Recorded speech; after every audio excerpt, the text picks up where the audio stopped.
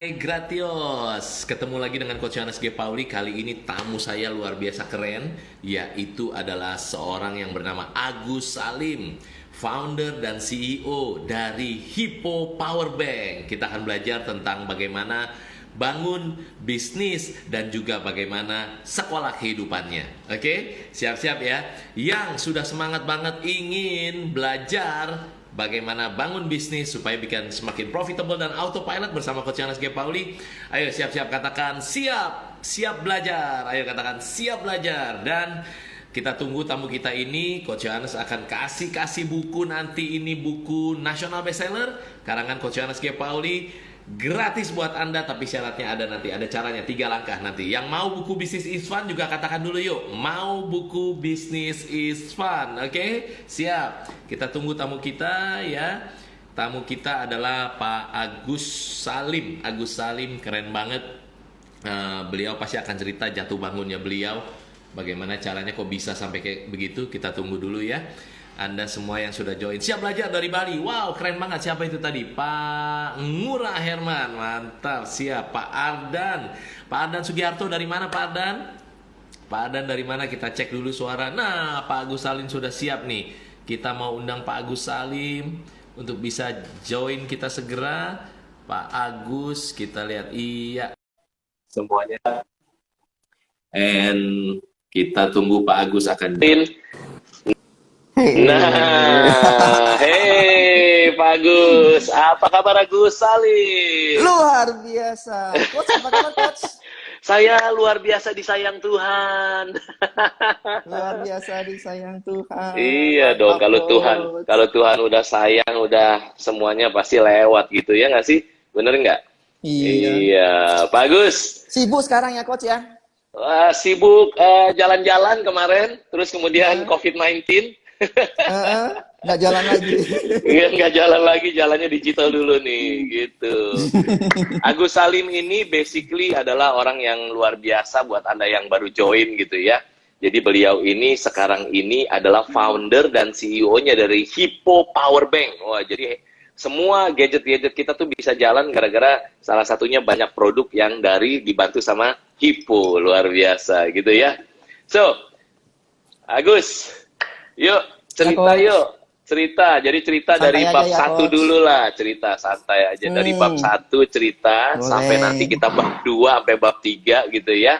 Jadi mau denger dulu nih kisah seorang Agus Salim kok bisa sampai hari ini punya Hippo ya kan, lalu kemudian berdampak banyak. Nah, sebelum cerita hari ini saya selalu pengen tanya, pertanyaan pertama adalah sebelumnya itu ceritanya kayak gimana? Nah, mungkin Agus boleh cerita nih. Sebelumnya berarti cerita latar belakang ya, Coach ya? Oh iya dong, boleh. Diri aja dulu ya. Iya, dari dulu, cerita dari dulu. Nah. Dari dulu. Kalau kehidupan sebelumnya.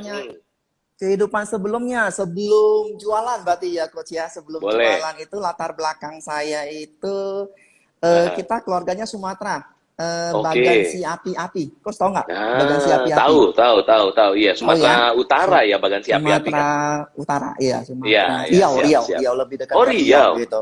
Dekat ke Riau, siap. Jadi orang tua kalau di Bagansi Api-Api itu backgroundnya mereka rata-rata semuanya itu boleh dibilang 90% itu nelayan semua. Oke. Nah, termasuk orang tua Agus.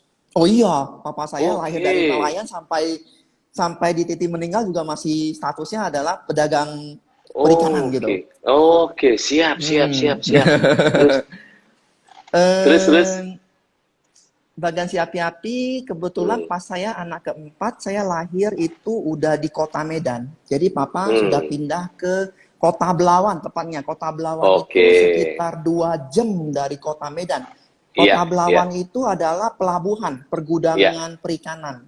Jadi papa memang nelayan dan sampai punya kapal, punya gudang sendiri.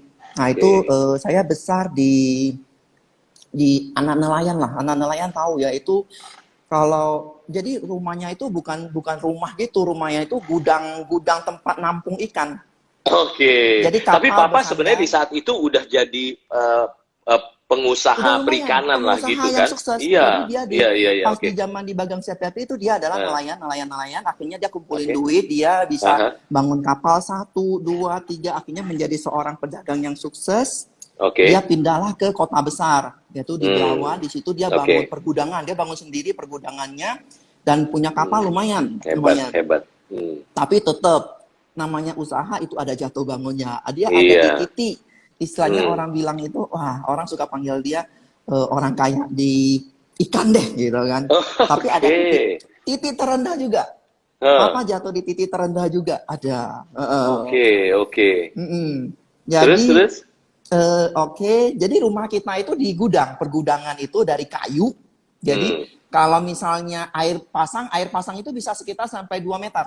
1,5 sampai oke. 2 meter kalau lagi pasang. Hmm, Kalau lagi hmm. surut nanti kelihatan tanahnya di bawah. Oke, oke, Lumpur siap, gitu. siap. Nah, itulah tempat tinggal kita. Jadi Seperti yang kecil Agus ini lahir, lahirnya di Belawan apa masih di Bagan Api-Api waktu itu? Belawan. Enggak, Oke, pada oke. saat saya lahir, saya itu ada anak keempat dan saya lahirnya memang udah di Belawan, udah nggak di Bagasi Oke. Api-Api. Siap, Mm-mm. siap. Anak Terus, keempat terus. dan kelima itu dari di Belawan sama Kota Hmm, Medan lah. hmm, hmm, Nah, hmm. kalau anak-anak kecil gitu ya kalau main di laut, kalau air lagi pasang kita langsung cemplung ke laut, coach. Cemplung ke laut itu Seru telanjang ya. bulat. Lihat petualangan si Bolang, kalau lihat Ah, ada iya, orang yang iya, iya. lompat ke laut, Ah, ah, telanjang bulat, anak-anak ah, kecil, ah, itu ah, zaman ah. kecilnya saya tuh. Siap, siap. Mungkin waktu lompat nggak telanjang bulat, telanjang lonjong kali. Mungkin laki-laki soalnya gitu kan ya. Telanjang. Terus, terus. Udah terusin, terusin. Terus. Saya di sana sekolahnya SD Hang Tua, SD Hmm, negeri itu ya, sampai hmm, kelas hmm. 5 SD. Iya. Sampai kelas 5 SD, di kelas 6 Papa pindah ke kota Medan.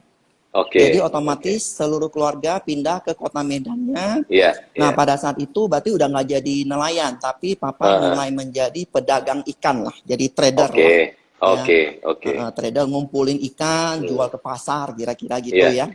iya. Nah, di Kota Medan saya sekolah dari kelas 6 SD sampai SMA kelas 3. Jadi 7 Hmm, tahun di Kota Medan. oke.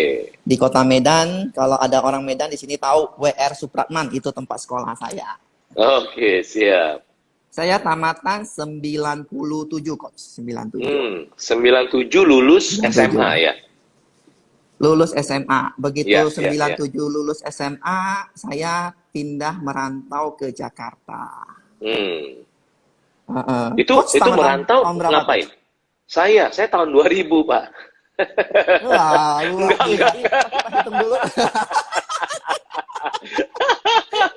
Yuk panggil saya Opa Oke. lah kira-kira Agus. Opa Iya, ya. iya, Jadi iya. saya Opa panggilnya Coach lah. Yohanes atau Opa Yohanes nih? Opa Coach. Saya umur udah 79. Iya. Merantau, tadi Hmm. Coach Terus pertanyaannya merantau merantau ke ke Jakarta Jakarta. itu karena kenapa Sendiri itu sebenarnya ya? titik baliknya Hmm. itu Hmm. ada satu titik balik tersendiri. Jadi sebenarnya Oke. Papa itu ke Jakarta itu lagi titik terpuruk. Oke. Kira-kira 94, 95 Papa usahanya bangkrut habis-habisan. Hmm. Bangkrut Jadi satu habis-habisan karena keluarga pindah ke Jakarta. Satu keluarga atau gimana? enggak. Oh, Jadi oke. papa Hmm. dulu. Jadi papa Ya, ya, dulu dia ya. pindah ke Ah, ah. Jakarta. Pada saat dia Oke. pindah ke Jakarta, Hmm. akhirnya karena dia backgroundnya pengalaman di dunia perikanan, Iya. ekspor dan import sudah sering Hmm. banget ke Malaysia karena Hmm. dekat. Bagan Siapi-Api itu kan dekat banget ke Malaysia. Iya, Jadi iya, Bagan iya, Siapi itu iya. kalau ke Malaysia cuma seberang doang gitu. Jadi Iya. biasanya zaman tahun itu kita masih kecil banget. Itu Hmm. istilahnya keluar masuk barang Malaysia Bagan Siapi-Api itu hal yang biasa setiap hari. Iya, Jadi betul, Papa akhirnya betul. kenal banyak orang pelabuhan di sana. Jadi sering Iya. tukaran ikan, tukaran barang lah. Televisi Nah, aja dulu pas zaman dulu pindah, nonton lebih banyak TV3, banyak Malaysia di situ mungkin ya. betul, betul. Ya, Zaman karena deket saya banget di gitu Belawan ya. aja itu kita di Belawan, di Medannya itu aja kalau kita dapat channelnya TV3 itu. TV3 Iya, itu gratis iya, malah. iya, iya, iya, iya, Heeh. betul. Terus Pak Agus TV3 akhirnya namanya pindah ya. Heeh. merantau ke Jakarta. Jadi Lu pindahnya ngapain? karena Lulus Papa SMA itu terus kan ngapain? posisinya itu pada saat itu kan memang udah posisi terpuruk bahkan ya. Jadi dia ke Jakarta, pas di Jakarta itu ada orang Taiwan yang modalin dia untuk main di perikanan tetap sebagai trader. Oke, Jadi dia oke, tugasnya oke. ngumpulin ikan-ikan di Jakarta, ekspor lah kemana. Saya sempat bantu Oke, Papa nggak nyampe setahun itu. Jadi oke. kita Hmm. ekspor itu, Coach, kulit Nah. ikan pari. Tahu nggak kulit ikan Oh, pari? iya, iya, iya, iya. Jadi Oke, ikan oke. pari itu Heeh, dibelah, ambil kulitnya. heeh, Nah, kulitnya itu ada heeh. bintik-bintik. Iya, Kalau Coach ada lihat itu ada tali pinggang, tas yang iya. dari Strap jam tangan strap. juga ada itu. Ya, ada Iya, iya, iya. bintik-bintiknya itu dari kulit pari itu. Dan itu kumpulnya Oke. kita di Indonesia itu, Coach. Oh, Kita wow. kumpulin, kita ekspornya ke Malaysia, Malaysia ekspor lagi ke Thailand. Nah, di Thailand pusat pembuatannya menjadi Hmm. tali pinggang, Iya, iya, tas, iya, iya, dan iya. lain-lain. Nah, Nah, terus itu. Agus begitu setahun ikut, apa yang terjadi hidupnya habis itu? Nah, setahun Habis itu setahun ikut. ya, Hmm. Papa nggak nyampe setahun saya di Jakarta, Papa meninggal kena penyakit. Masih muda banget, Oke, masih umur 52 gitu, masih muda banget. oke, Nah, akhirnya oke. Sakit dengan apa waktu itu, Pak Agus?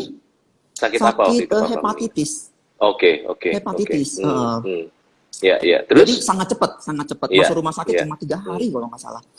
Nah, oke. akhirnya kan saya barusan tamatan SMA, juga nggak Iya. kuliah, Hmm, disuruh lanjutin kan bisnisnya Papa itu kan. Saya coba iya. lanjutin, rugi Coach. Saya jalan Oh, setahun rugi. Mama bilang ini rugi terus, udah tutup aja. terus yang di atasnya Agus yang 4 itu lain, Jadi, dia nggak terusin case bisnis Papa. enggak. Jadi saya anak keempat, kakak saya yang tertinggi itu masih masa kuliah dia. Dan Oke, dia lagi kuliah dan dia lebih suka main di komputer. Dia main komputer. oke, oke, oke, Kakak siap. kedua saya cewek itu ada buka sekolah sendiri. Oke, oke. Kakak tiga cewek memang gak main. Jadi pas ke Jakarta itu cuma saya sendiri sama mama Iya, Coach. Jadi iya, oke, oke. empat yang lain masih di Medan gitu. Oke, siap.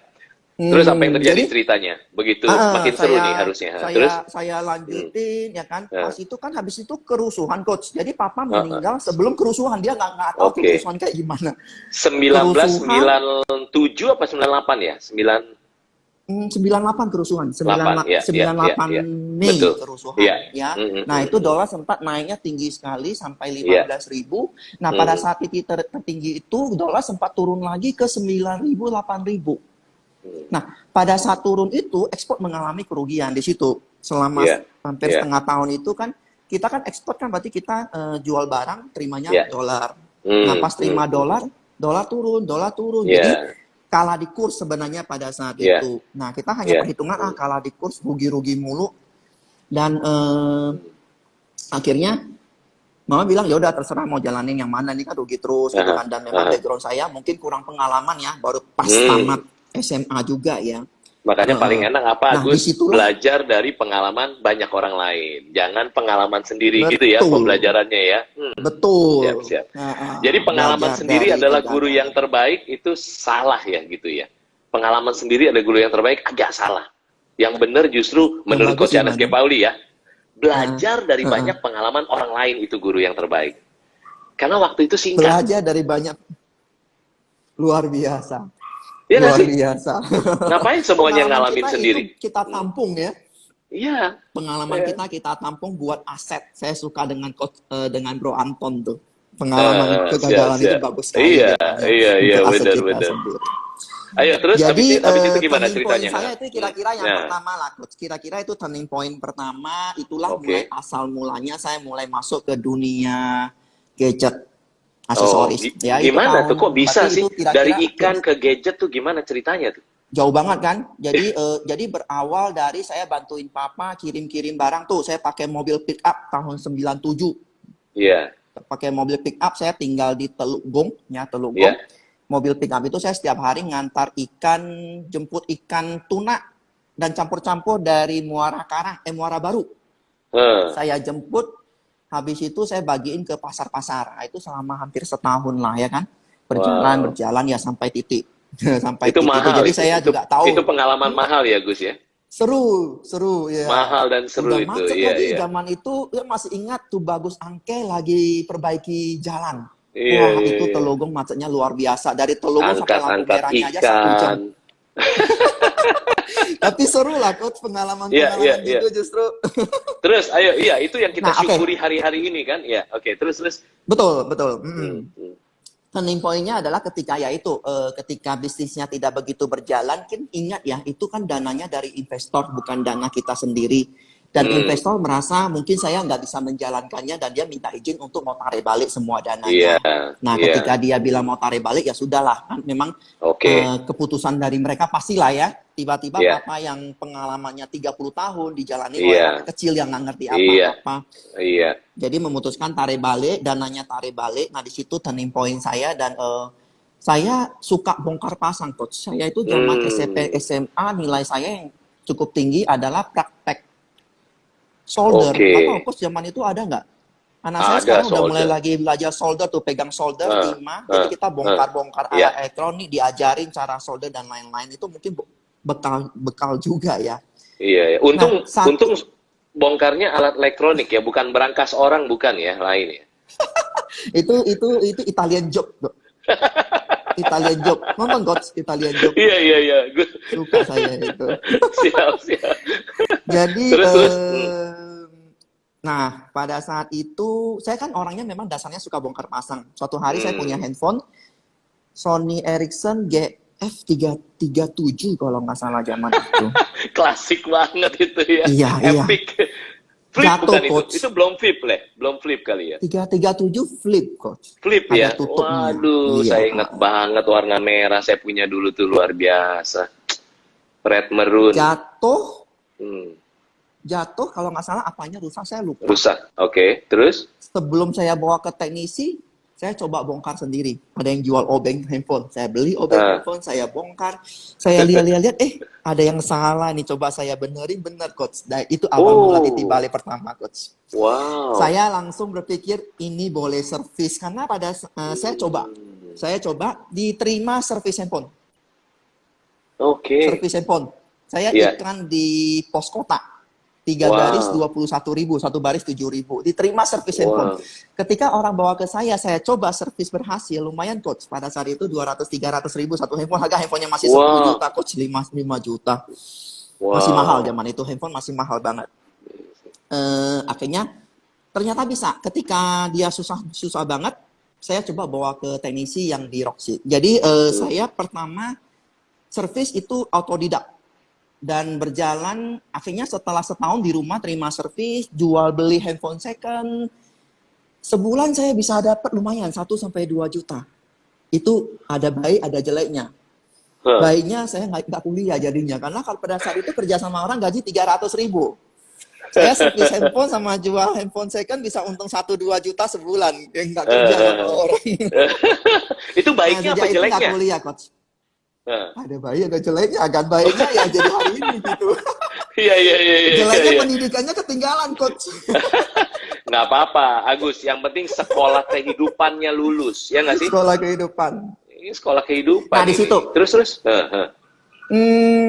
Servis berjalan setahun, akhirnya setelah itu 97 menuju itu 98, akhirnya setelah lewati kerusuhan, akhir 98 mencoba dengan modal pas-pasan sekitar 10 jutaan gitu.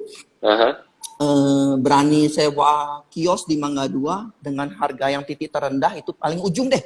Orang biasanya taruh untuk rak-rak sepatu dan lain-lain. Itu sewanya cuma 7 juta setahun.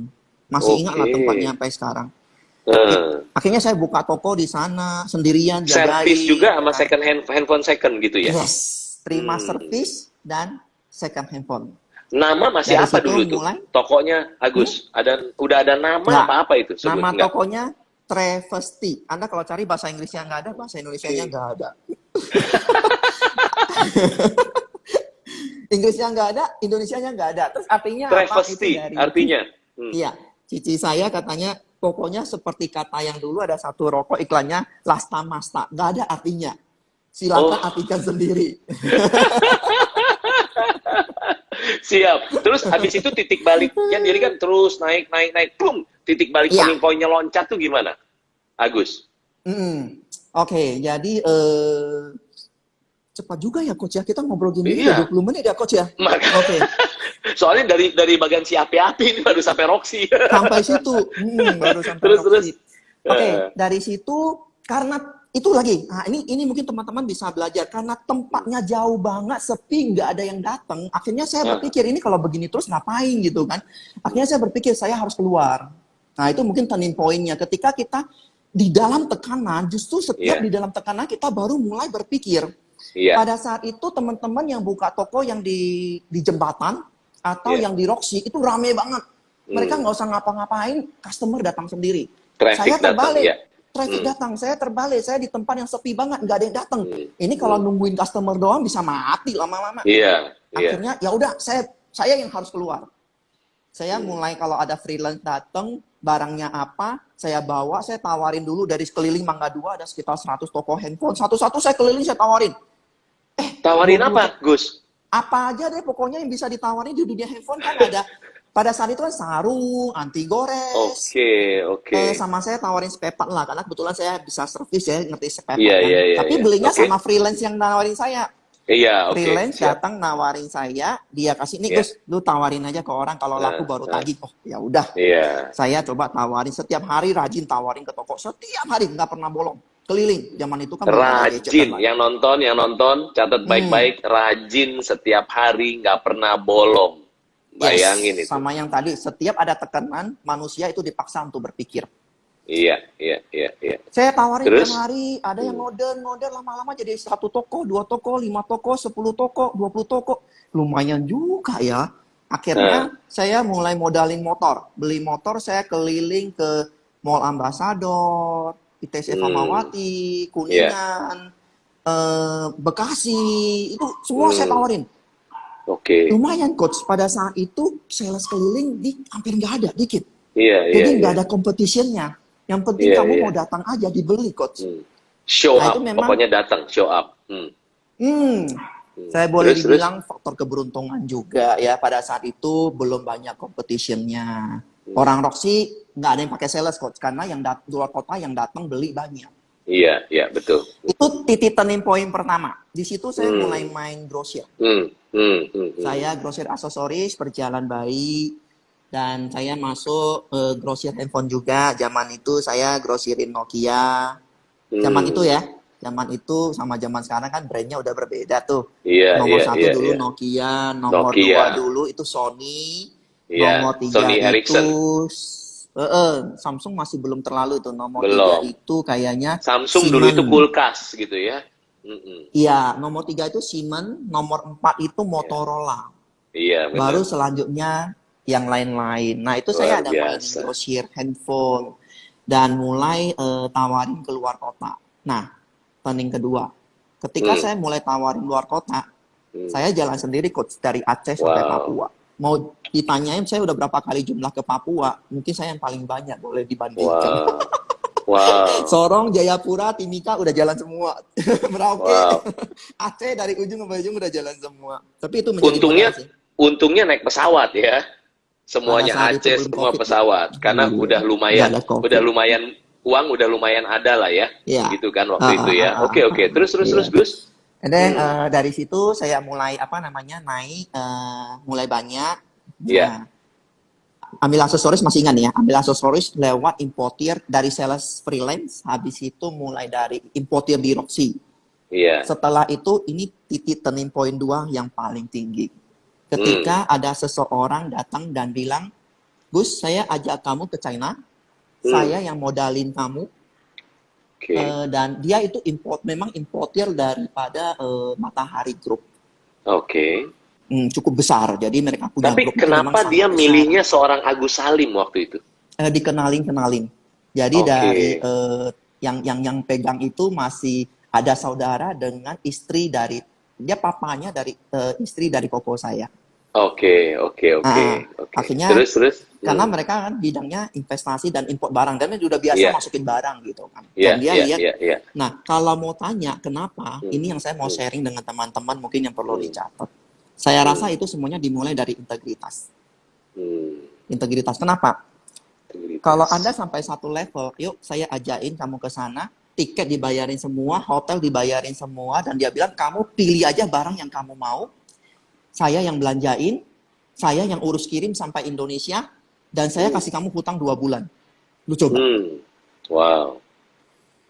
Bener nggak? Kalau kita nggak ada integritas, mungkin orang nggak bakal dibuka suara seperti itu.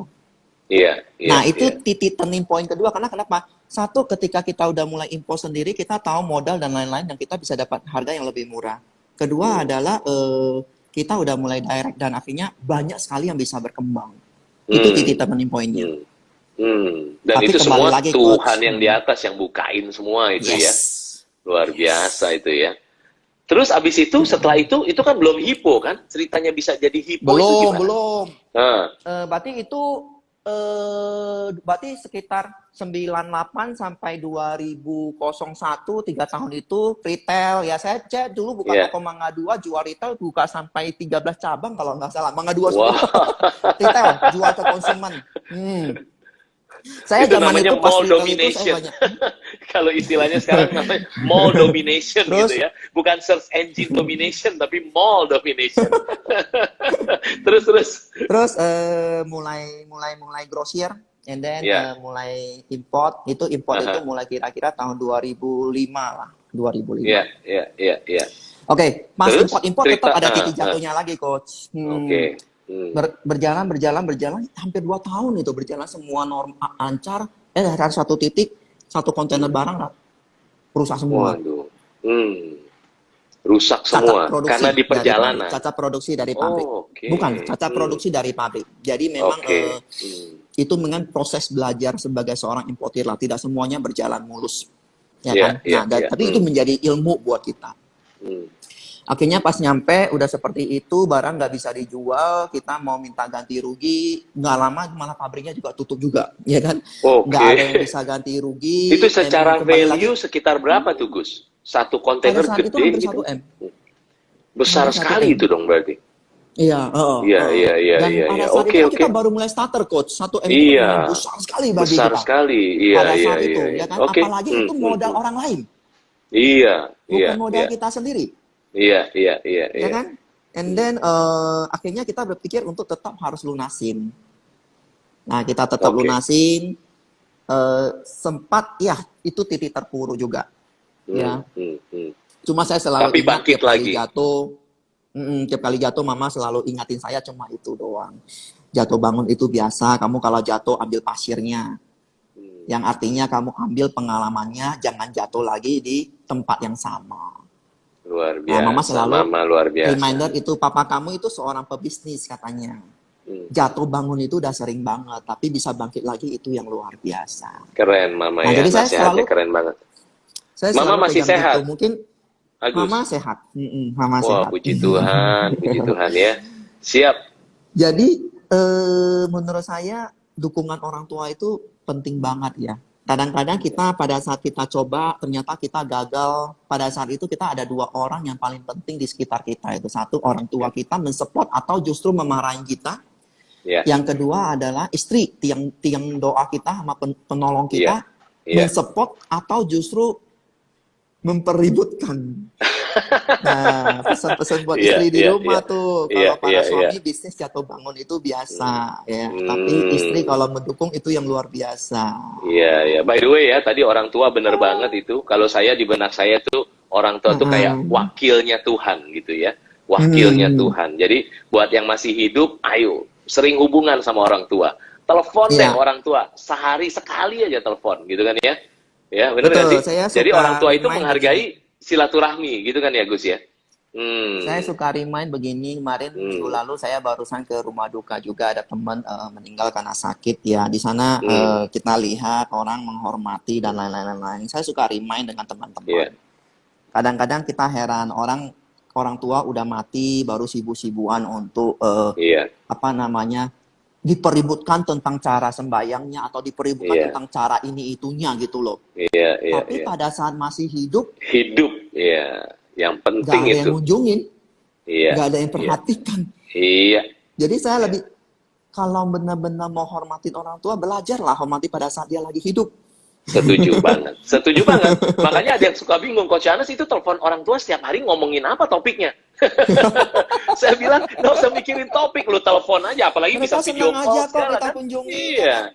Sama satu lagi Gus yang mau dibagiin tadi tentang pasangan hidup, nggak harus istri ya, bisa suami juga kan, suami istri. khususnya istri sih. Istri itu kan disebutnya penolong, ya nggak sih? Iya. Penolong itu kadang-kadang suami tuh suka mikir begini, oh penolong, iya berarti kan gue lebih kuat dari dia. Sebentar, penolong itu kan lebih kuat mana? Penolongnya atau yang ditolong? Penolong, ya nggak sih? Iya dong, penolong dong. Berarti penolong itu lebih kuat dari yang ditolong. Suami-suami jangan sombong, ya nggak sih? Istri itu penolong. Makanya kan sering istri bilang begini. Ya, istri bilang begini, saya lagi di rumah nih, Coach. Istri dengerin nggak?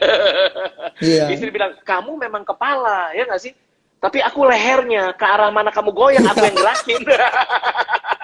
Benar, Coach.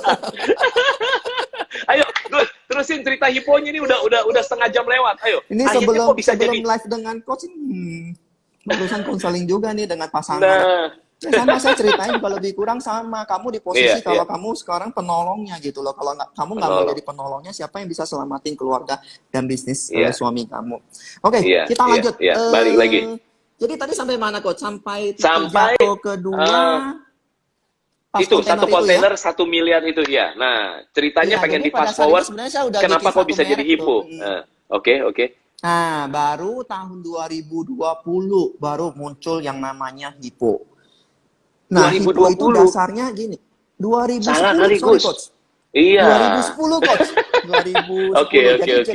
Iya. Jedah dari kasus itu ke sana hampir 5 tahun lah. Oke. Sampai muncul hipo. Nah, dari hipo itu muncul sebelum ada hipo, akhirnya ketika kasus itu 2 tahun kemudian saya putuskan saya mau buka kantor di China supaya tidak terulang kasus yang sama. Nah, makanya setiap kegagalan itu sebenarnya kita belajar gitu. Kumpulkan. Oh, kegagalan saya apa? Oh iya, kita beli barang tanpa ada sistem QC dan lain-lain semuanya. Percaya terus. Oh ya udah, terbaik adalah kita harus punya kantor sendiri. Akhirnya 2007 lah kita udah mulai punya kantor di China. 3 tahun berjalan, akhirnya muncullah itu hipo. Wow. Satu titik pada saat itu zamannya BlackBerry, Coach. BlackBerry dan saya masih rajin sebagai seorang sales yang keliling seluruh Indonesia. Dan saya masih rajin ikut pameran di Hong Kong, di China maupun Taiwan. Saya setahun mungkin bisa 3-4 kali ikut pameran di sana. Jadi aktivitasnya sering dan pakai handphone BlackBerry. 3-4 jam baterai habis, 3-4 jam baterai habis. Dikasih sampel power bank, Coach. Dikasih sampel power bank. Ini power bank menolong banget ya. Kalau menolong harusnya banyak orang yang butuh. Iya. Saya pikir ini bisa booming, Coach. Pas pertama masukin 100 unit, nggak ada yang ngerti itu barang apa. Toko handphone nggak ngerti itu barang apa. Jadi pas saya masukin masih non-brand. Wah, saya pikir berat ini. Terus nego dengan China, saya pikir kan kalau sesuatu kalau mau bagus pakai brand gitu kan untuk jangka panjang. Akhirnya saya putuskan mau pakai brand. Cuma di China bilang lo mau pakai brand minimal 1.000 kalau nggak salah. Kalau sekarang minimal 3.000. Saya nggak lupa itu pada saat itu minimal 1.000 atau 3.000. Iya. Saya masukin 1.000, masuk laku, nggak langsung laku, Coach, nggak langsung laku. Karena barang belum ada yang ngerti itu barang apa. Coach tahu apa yang saya lakukan? Saya titip jual tuh ke 1.000 toko handphone di Jabodetabek. Gila ya, consignment ya, titip jual. Iya, jadi kayak misalnya Roxy, saya titipin sekitar 300 toko. Ambasador pada saat itu toko banyak banget, 200, Cempaka 200. Maunya ditotok-totok ke 1.000. Nggak ada yang mau beli lepas, nggak ada yang mau beli lepas. Orang yang ngerti itu barang apa. Iya. Oke. Terus. Berjalan 3 bulan, setengah tahun, orang udah ngerti, booming, Coach. Wow. Tahun 2011-12 itu titik booming tertinggi. Dan pada saat itu memang ketika Anda punya, kadang-kadang kalau kita dapat sesuatu itu perlu jalankan dengan faith ya, itu penting banget ya. Faith itu penting banget bagi saya ya. Jadi sebelum barang itu masuk, saya udah ambil iklan di Roxy 1 billboard senilai 100 jutaan. Pada saat itu kan kita masih belum berkembang, Coach. Barang juga belum nyampe. Udah langsung diiklankan. Wow. Jadi itu tantangan terbesar itu. Iya. Saya iklankan faith lah. Itu saya menurut saya itu faith yang saya ambil. Saya yakin ini barang bisa jalan. Believe ya, you believe bisa jalan gitu ya. Iya, saya believe ini bisa jalan. Iya. Very good, very good. Ternyata benar, jalan setahun kemudian jalan booming 2011, 2012, 2013 mulai banyak yang masuk, 14, 15 itu banjir. Iya. Ada gula, ada semut. Ada semut. Saya sempat cek di pendaftaran brand tentang power bank, itu yang resmi terdaftar ada 200 brand. Tapi Hippo salah satu yang cukup awareness-nya sangat tinggi. It's very good gitu ya. Bahkan karena yang mulai duluan gitu saya ya. Berusaha, pada saat sebelum banjir, saya berusaha tanamkan bahwasanya usahakan orang kalau ngomong itu, pinjam dong power bank kamu, enggak. Pinjam dong Hippo kamu. Jadi saya dari awal sudah punya mindset itu, kita mau bangun itu power bank itu ada Hippo gitu loh. Jadi pada saat itu memang terbentuk ya. Jadi istilahnya saya udah tanamkan bahwasanya kayak dulu loh, orang itu kalau mau minum itu mau dong Aqua padahal air mineral gitu kan. Mie Indomie padahal mie lain gitu. Oke, kita bisa tanamkan nih, jangan orang bilang pinjam dong power bank kamu, tapi pinjam dong Hippo kamu. Dari awal itu sih kita coba. Mungkin Agus. Ini loh, saya suka juga dari teman kita Bong Chandra, dia bilang kalau dia itu produk krisis dan keberuntungan. Ya, tahun 2008 krisis besar-besaran, dan keberuntungan adalah di 2008 itu pas sampai 2013 properti naiknya gila-gilaan. Luar Jadi biasa. Produk krisis dan keberuntungan. Kalau saya itu dia. Produk keberuntungan dan tekad. Luar biasa. Agus, dari cerita bab 1 tadi sampai terus sampai akhirnya jadi Hippo sekarang gitu ya. Hippo sekarang. Itu kan panjang dan lebar dan banyak jatuh bangun tadi ceritanya. Kalau kasih begini deh, kasih 3 tips praktis buat orang secara umum ya, manusia gitu ya. Apa 3 tips praktisnya seorang Agus Salim sehingga bisa sukses? 3 tips tuh saya apa pegang kira-kira? 3, tapi saya nggak tahu teman-teman bisa pahami atau dalami atau enggak. Mungkin agak susah didalami. Coba kita lihat. Kalau saya hanya pegang faith, hope, sama love. Faith, iman, hope, sama love. pengharapan, Iman, pengharapan, kasih. Iya, saya coba terapkan 3 ini di dalam bisnis saya. Dan sisanya bagi saya yang lain adalah bonus. Tekad, konsisten, dan ketekunan itu semua adalah bagian perincian daripada bonus. Perincian daripada 3 poin itu, karena prinsip dasar bisnis harusnya pegangannya 3 itu. Siap. Kalau saya tambahin saya perkaya ya Gus. Itu iman, pengharapan, kasih gitu ya. Berarti iman itu kan belief ya. Makanya Coach Yana selalu bilang rumusnya kalau mau sukses. Munculnya dari belief, Coach. Iya, benar. Makanya untuk sukses rumusnya Coach Yana simple, bar G. B dikali A dikali R, pangkat G. Nah, belief dulu, harus kali action. Action kerja keras kan? Kali lagi respons. Kalau hidup belum sesuai yang Anda mau, gimana respons kita? Tapi lihat, itu baru usaha kita sebagai manusia. Pangkat G. Tuhan yang pangkatin multiplikasi. Gitu kan? Ayo balik lagi ke Agus. Berarti tadi iman, pengharapan, dan kasih itu ya. Oke, sekarang kalau Agus ngelihat, kenapa sih banyak orang juga yang konsisten itu belum sukses? Kira-kira apa yang mereka lakukan salah menurut Agus gitu, Agus Salim? Mereka lakukan konsisten tapi belum sukses. Segala sesuatu. Bukan, maksudnya kenapa mereka konsisten belum sukses gitu? Maksudnya banyak orang belum sukses. Kenapa sih orang tuh belum sukses gitu? Coach, saya suka menilai sesuatu itu, kesuksesan itu bukan apa yang dihasilkan hari ini sih, kalau bagi saya sih. Betul. Saya lebih senang itu kesuksesan itu dilihat adalah pada saat seorang itu lagi ada badai, bagaimana respon dia. Saya lebih suka lihat kesuksesannya di situ. Karena kenapa? Hari gini di pandemi begini, 80% pelaku bisnis lagi di titik terpuruk. Bukan 10-20% loh, Coach. Enggak, seluruh dunia bahkan. Bahkan seluruh dunia. Saya nggak mau melihat seorang Mark Zuckerberg, seorang Alibaba, dan lain-lain. Coach, everything itu ada waktunya, dan everything itu ada faktor keberuntungannya, Coach. Saya setuju kok dengan Bong Chandra kok. Kalau dia main properti pas di 2008 itu faktor keberuntungan. Coba dia main propertinya itu maksudnya di 2013. Iya. So timing is very important. Tapi yang gerakin timing itu lagi itu yang di atas lagi gitu kan. So, betul. Jadi kalau Hippo ini hari ini jadi bukan karena saya juga, Coach. Makanya saya nggak bisa nilai seseorang kesuksesan itu karena hari ini dia sukses, punya triliun. Nggak bisa juga, Coach. Betul, betul. Timingnya penemu Aqua dan lain-lain itu ada timingnya semua. Saya penemu power bank di Indonesia ada timingnya juga, Coach. Iya. Ya kan? Betul. Jadi saya Agus, ini yang nonton kita ini kan ada paling nggak ada 2-3 tipe orang. Satu adalah orang yang mau bangun bisnis tapi belum mulai dia. Dia belum bangun bisnis, belum mulai.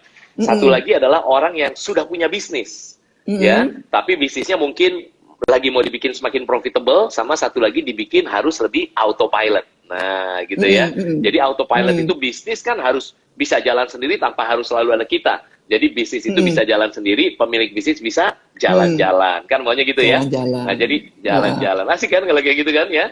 Nah, itu ada lagi pemilik bisnis yang kayak gitu. Nah, jadi ada 2 tipe. Satu lagi adalah orang yang memang belum, yang tidak mau bangun bisnis lah. Dia merasa bahwa enggak lah, saya mah karyanya lain, dia profesi ini, which is nggak apa-apa juga, it's okay. Nah, by the way, saya mau kasih tahu dulu nih, Gus. Ini saya mau kasih tahu dulu bahwa buat yang lagi nonton dan belajar sama seorang Agus Salim gitu ya, saya mau kasih hadiah. Nah, hadiahnya apa nih? Hadiahnya ini, Gus.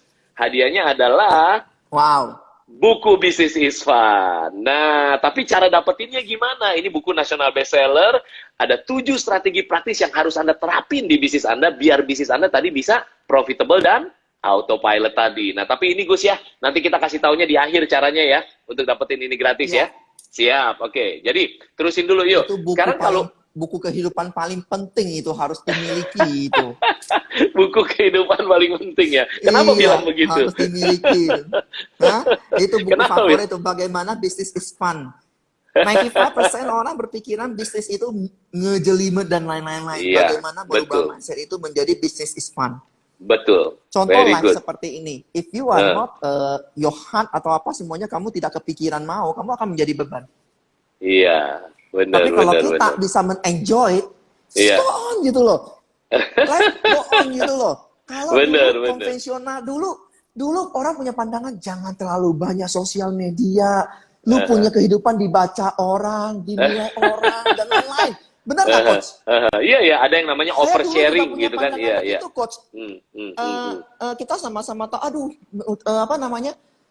sosial media itu selalu menayangkan sesuatu yang berbeda dengan kehidupan nyatanya dan lain-lain. Enjoy aja gitu loh. Iya, benar. Sekarang zamannya digital. Iya. New normal. New behavior. New normal dan lain-lain, new behavior. Mengajak kita harus belajar lebih lagi tentang sosial media. Just enjoy aja gini-gini, nggak perlu bikin terlalu serius dan lain-lain. Saya lagi di mana ya, Coach ya? Saya ini Keren. Uang meja makan saya suka work from home udah 3 bulan di sini. Mantap, view saya keren. Di samping saya ini ada teman saya lagi. Keren.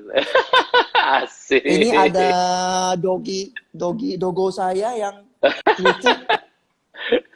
Jadi nggak usah terlalu serius. Nikmatin aja. Iya. So, makanya kalau Anda pengen punya bisnis is fun. Kalau pengen punya rumah kayak Pak Agus gitu ya, Agus Salim ya, bangun bisnis tapi harus bisnisnya is fun. Ya nggak sih? Bener nggak ya?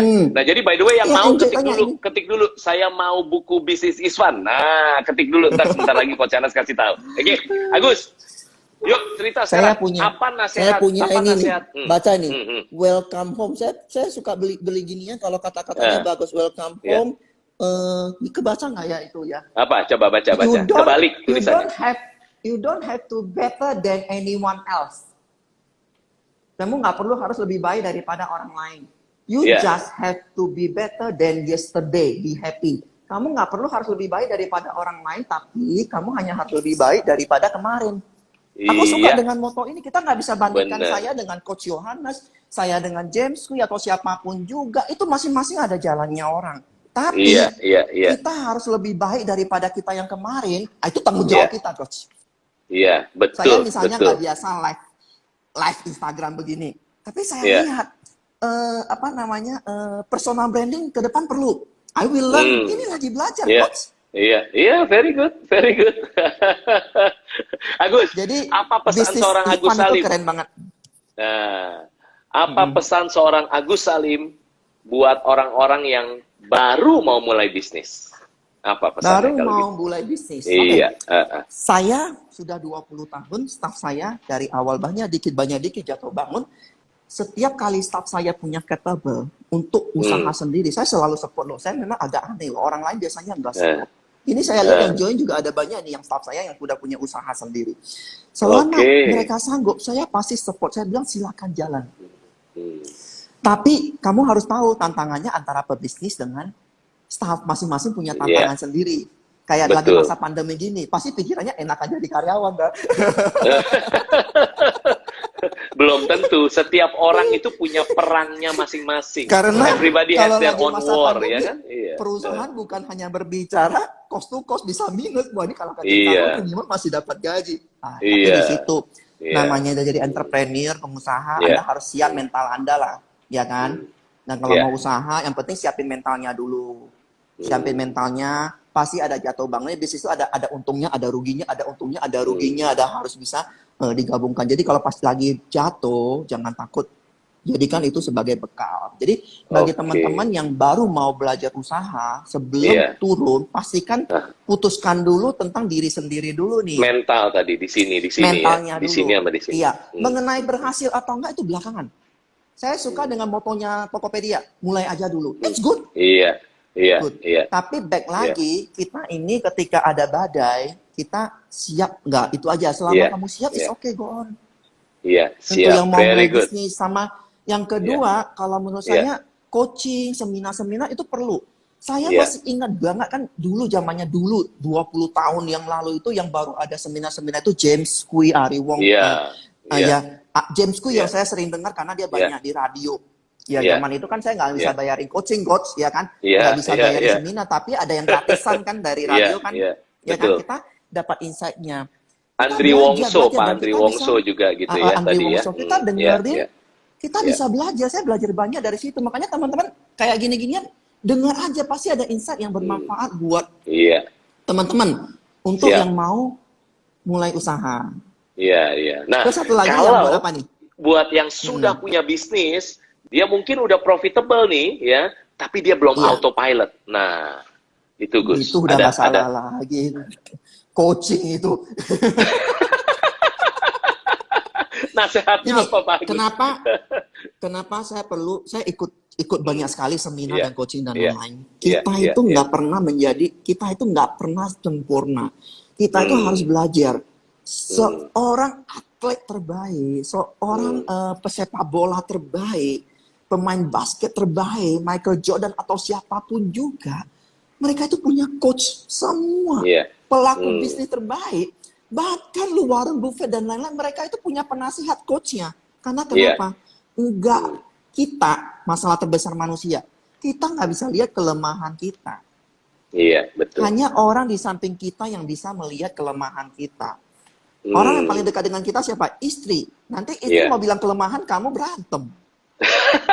Dan lagian kan istri baper begonya gitu bukan di bisnis, menolong.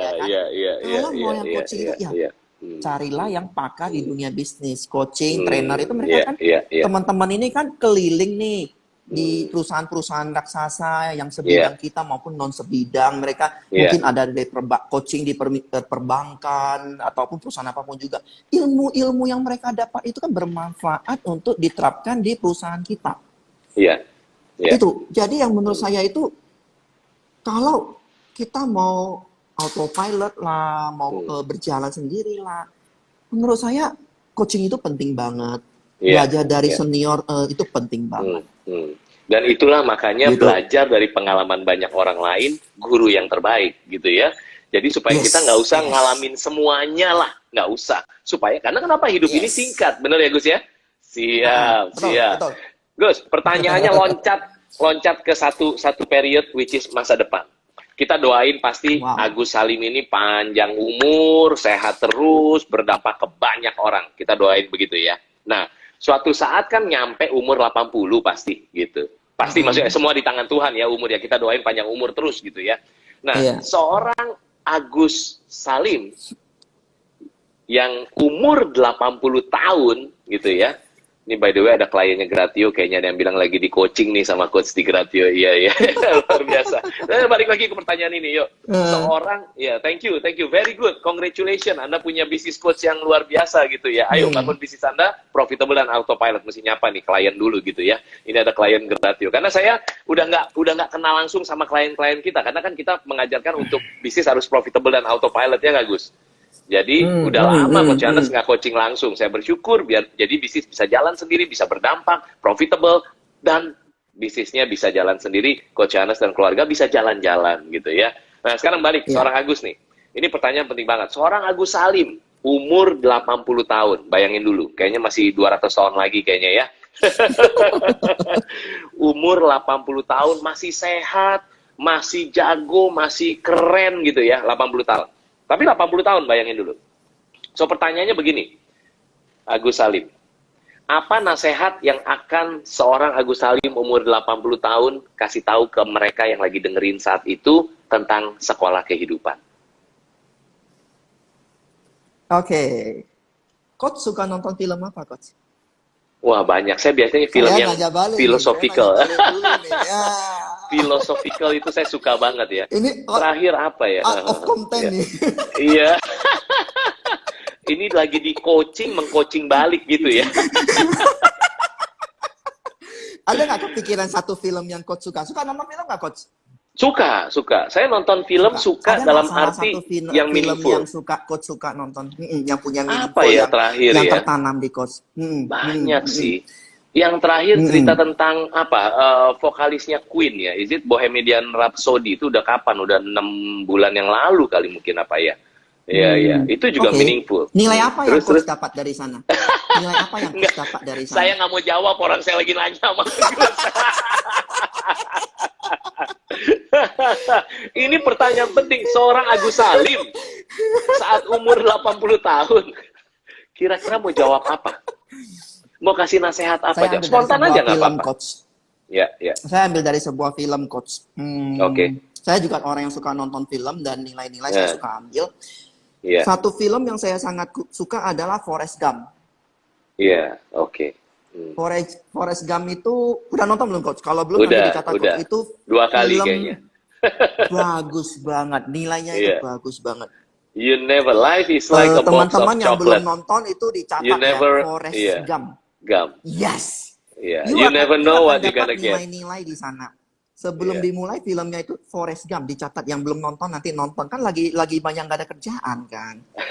Nonton aja di Netflix gitu loh. Iya, iya. Sama satu lagi, Gus, selain Forrest Gump adalah Johnny the Kway Teow Man harus nonton juga. Itu wajib itu. Nanti cari ya, Johnny the Kway Teow Man. Itu film pendek 7 menit. Bisa mengubah hidup Anda. Udah, sekarang balik lagi ke Agus. Apa ceritanya Forrest Gump? Itu ya. Iya. Forrest Gump apa, Gus? Dimulai dengan quote dari mamanya, life is like a box of chocolate. Iya. You don't know what happened, what is inside di dalamnya, full of surprise. Iya. Life is like a box of chocolate. You never know what you gonna get. Yeah. Yes, you don't know what you gonna get. Yeah, full of surprise. And then yang terakhirnya itu, sometimes sweet, kadang-kadang manis. Sometimes bitter, kadang-kadang pahit. Kita mengalami sekarang, kondisi sekarang itu semua merasakan pahit. Tapi jangan lupa, ada masa manisnya. Kenapa saya suka dari cerita Forrest Gump ini? Forrest Gump ini cerita real story soalnya. Yeah. Kalau teman-teman belum tahu, perusahaan apa itu Baba Gump and Shrimp Corporation. Oke, ya. Restoran Baba Gump dan Shrimp ya itu ada di seluruh dunia ya, besar sekali ya, restoran seafood Baba Gump and Shrimp. Yeah. Penemunya yang punya adalah si Forrest Gump ini. Forrest Gump ini apa yang bisa kita ambil? Dia terlahir dengan kondisi IQ di bawah rata-rata, 75 dia. Orang IQ normal itu harus di atas 80. Satu. Kedua, tulangnya itu tulang lemah. Itu saya nggak tahu apa nama penyakitnya. Mungkin apakah autoimun kali ya, Coach ya? Apa nama penyakitnya ya? Bisa pengaruh ke situ, ya. Ya, jadi dia hanya bisa berjalan kalau kakinya ditambah dengan besi-besi gitu. sepatu yang dibuat dari besi-besi untuk penyangga kakinya. Jadi hampir sama kayak Albert Einstein ya kalau nggak salah ya. Jadi udah idiot, maksudnya di bawah rata-rata, ditambah lagi kondisi fisik yang tidak normal. Di sekolah semua dia ditolak. Sampai dewasa pun juga kondisi dia apakah menjadi orang pintar? Enggak. Tapi dia menjadi satu orang triliuner yang luar biasa. So, bukan orang pintar yang akan berhasil. Ya, life is like a box of chocolate. Kalau hari ini Anda di posisi yang tidak enak, ada di bawah, belum berhasil, pahit, ingat itu. Life is like a box of chocolate. Di tahun depan atau 2 tahun kemudian tiba-tiba Anda jadi triliuner, Anda nggak tahu. Saya punya teman live kok, teman dekat saya ada kok. Saya nggak mau sebutin nama perusahaannya apa. 5 tahun yang lalu di titik terpuruk, nggak punya apa-apa, nol banget. Hari ini perusahaannya 7 triliun. Luar biasa. Titik terendah tidak punya 1 sen pun juga. Jadi kalau saya coklat. Iya itu dia. Kalau saya mau tambahin dari pembelajarannya seorang Agus Salim umur 80 tahun nanti gitu ya. Mungkin akan ngomong begitu. Opa Agus akan ngomong begitu. Life is like a box of chocolate. You never know what you gonna get. Hidup ini seperti sekotak coklat. Anda nggak tahu coklat yang manis apa coklat yang pahit yang akan Anda ambil, ya kan? Tapi saya mau tambahin, mau manis atau mau pahit, tetap aja itu coklat kok, enak. Iya nggak sih? Jadi mau bisnis is fun. Maksudnya mungkin Anda yang lagi nonton ini dan Anda lagi terpuruk, Anda merasa bahwa ngomongnya enak aja nih, Pak Agus nih, aduh, ya Coach Yohanes mah ngomong doang enak, ya kan? Tadi saya bilang bahwa setiap orang itu pasti punya perangnya masing-masing, peperangannya masing-masing. Everybody has their own war, betul ya? Jangan mikir ada orang yang itu lebih enak, yang ini lebih enak, sementara Anda paling susah. No, itu namanya penyakit self-pity. Hati-hati loh, jangan mengasihani diri sendiri. Ayo, saatnya bangkit. Makanya Pak Agus ya, Agus Salim basically bilang, jatuh, bangkit lagi. Jatuh, bangkit lagi, kan? Gitu kan ya? Ya, luar biasa sekali. Jadi, thank you so much. Agus, sayang waktunya udah mepet. Pasti banyak cerita ini seorang Agus Salim. Kita udah di ujung dari 1 jam. Coach Yohanes jelasin dulu ya, Agus ya. Buat mereka yang mau ini, dapat ini. Ini buku ini, Coach Yohanes mau kasih gratis, tapi syaratnya cuma 3 langkah. Berapa langkah? 3 langkah. Langkahnya simple. Yang pertama, follow Instagramnya Coach Yohanes G. Pauli dan Agus Salim. Ya, Agus Salim dan Yohanes G. Pauli. Follow Instagramnya dulu yang pertama. Yang kedua, DM, direct message. Jadi Anda direct message ke Yohanes G. Pauli. Direct message ke Yohanes G. Pauli, isinya cuma 4 info. 1, ini adalah nama saya Coach Yohanes G. Pauli, singkatnya Coach YGP atau Coach YGP lah ya. Dan ini Agus Salim, beliau, tamu saya gitu. Jadi Anda bisa sebut yang 4 info, Coach YGP Agus Salim, lalu nama lengkap Anda, nomor WhatsApp Anda, lalu email Anda. Udah, itu 4 doang yang di DM. Nah, langkah ketiganya apa, Coach? Langkah ketiganya tunggu. Kalau Anda beruntung, nanti semua DM banyak yang masuk akan dilihat oleh Gratio Team, dan Anda yang beruntung akan dikasih DM dan dibilang Anda pemenangnya. Dari situ, kalau Anda dapat DM Anda pemenangnya, Anda kirim alamatnya, lalu buku ini langsung dikirim ke alamat Anda. Judulnya Business is Fun, sekarang jadi national bestseller. Agus ini lagi ditranslate ke bahasa Inggris, biar bisa semakin berdampak ke Amazon.com, ke Amazon Kindle gitu ya. Kita doain supaya, karena kenapa ini bukan soal bisnis. Di Gratio itu kita bukan cuma bantuin bisnis, tapi kita coaching orang. Dampaknya bukan cuma profit. Justru ke autopilotnya orang punya waktu buat keluarga, orang punya kehidupan, orang bisa melayani, orang bisa, punya hidup yang lebih berkualitas. Itu yang bikin kita bersyukur banget di Gratio, Agus. Jadi kita bantuin orang bukan cuma untuk duit, tambah banyak. Bukan. Duit iya, tapi satu yang lebih penting lagi, you have your life. Anda punya hidup yang lebih berkualitas, kenapa? Karena punya waktu, bisa melakukan apa yang bisa Anda lakukan, gitu ya. Agus, ini mungkin tinggal 30 detik terakhir, mungkin ada pesan tambahan yang paling penting nggak dari seorang Agus Salim, founder dari Hippo yang, kita doain Hippo juga terus naik dan tidak turun, jadi kepala bukan ekor, dan bersama Tuhan pastinya segala sesuatu dibuatnya berhasil, Agus ya. So, apa pesan-pesan yang di IG Live kali ini buat yang lagi nonton? Karena lagi masa pandemi, karena saya juga pelayanan, jadi banyak lihat teman-teman yang putus harapan, ada yang bisnisnya kan kita bisnis masih barang masih mending ya, ada yang bisnisnya di bidang jasa dan lain-lain yang itu. Saya hanya selalu bagi kepada mereka jangan pernah hilang pengharapan, never lose hope, itu aja. Selama Anda punya pengharap pasti ada jalan ya. Kita melihat teman-teman contoh itu banyak sekali. Jadi itu poin utama. Saya suka dengan statementnya dari Pak Anton Teddy itu, TX Travel. Teman kita juga, Coach. Iya, Pak Anton. Kalau kita bilang, kalau Anda bisnisnya terpuruk, Anda nggak jangan bandingkan sama travel deh. Udah nggak ada yang bisa bandingkan sama travel deh. Travel itu mulai dari Januari kan dunia kan, seluruh dunia lockdown. Stop. Kan. Iya, betul. Bagus, ini waktu terus di Instagram nanti, tinggal 15 detik. 15 detik terakhir. Nanti dia akan shutdown. Saya simpulkan aja ya. Never lose hope, itu yang paling penting ya. Statement dari Anton Teddy bahwasanya kegagalan 3 detik lagi.